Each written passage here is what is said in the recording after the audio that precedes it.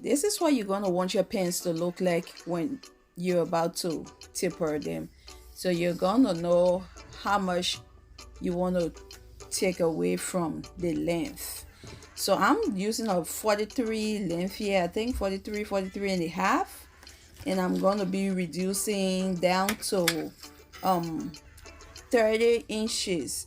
That's going to be the length I'm working with. And I'm also taking in this pants both in the waist and in the leg and everything. I'm slimming this pants.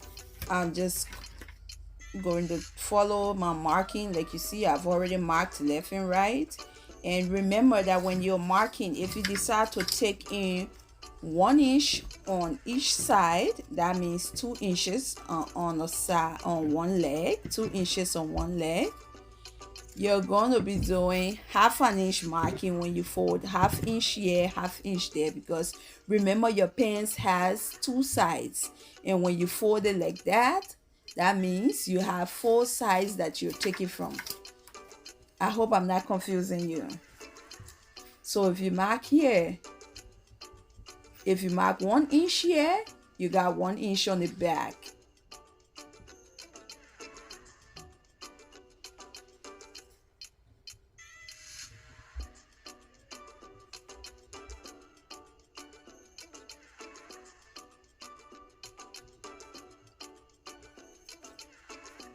The back of your pants always has extra fabric because of the cuff on people's leg, the muscles behind your leg. So there's always extra fabric in the back over there. So when you're taking in your pants, slimming the leg of your pants, before you sew, you want to listen to this. Before you sew, you want to make sure you have taken that extra fabric that's going to be wasted over there, if I should say. That extra fabric, you want to make sure you put it away to the side that you're not sewing. Like you see, I'm demonstrating here. My both seams are meeting up, and I have this excess fabric on the other side. You do not want to leave it under there and just go ahead and start sewing. That means you're gonna mess up your pins. So once you have placed that on the opposite side where you're not working right now, then you can go ahead and begin to.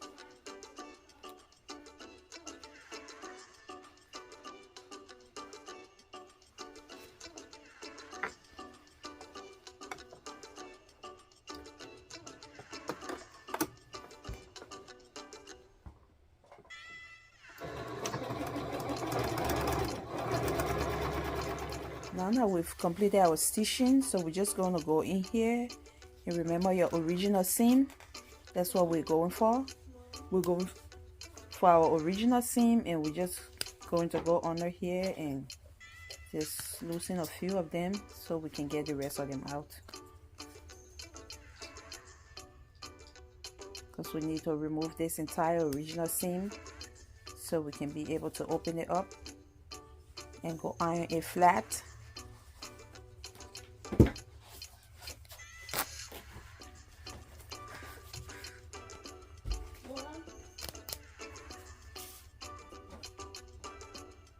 So we're just going to remove the entire seam from inside and outside like we did on both sides, and then we'll go and iron it to make it flat before we do the hemming to create our new hem. I went ahead and just marked my line. I'm just doing 1 inch hem, so I went ahead and marked that already, and I just searched the end of my pins so it don't be all fraying and stuff like that. So yeah, you don't have to do that if you don't have a serger. You can just do a double folding and do that. So I'm gonna be hand stitching my hem, and I just mark it. I'm doing 1 inch. As you can see, I folded already, marked, folded, and iron. So it's already nicely folded down here, and the crease is already there. So I'm just gonna be using my hand needle to just stitch it down.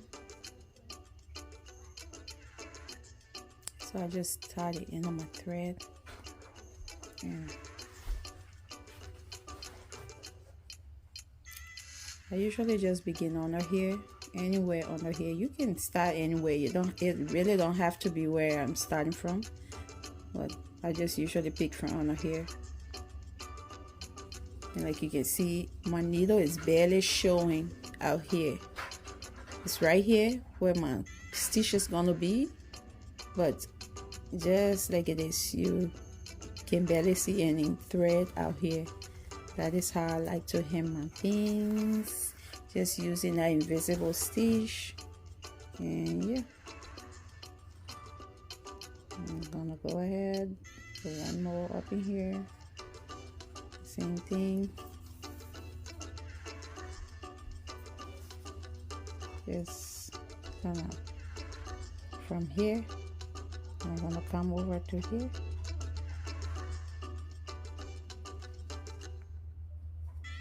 As you can see, you see on the inside, I just pick few strands of it. Okay, and you just continue doing that. Just go all around until you come back to where you begin. And yeah, just cut your thread, and that's the end of your seam. It's the end of your hemming. Breaking the whole thing down because there was so much. Rewrite.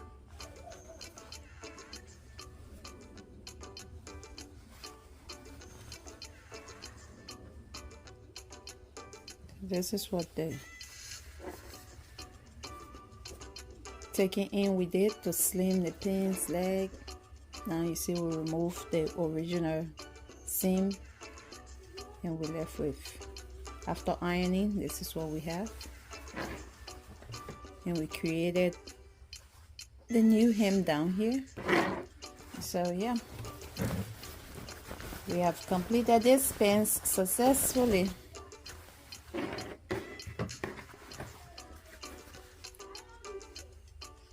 As you can see, I'm going back now to iron it and just create the new seam on here.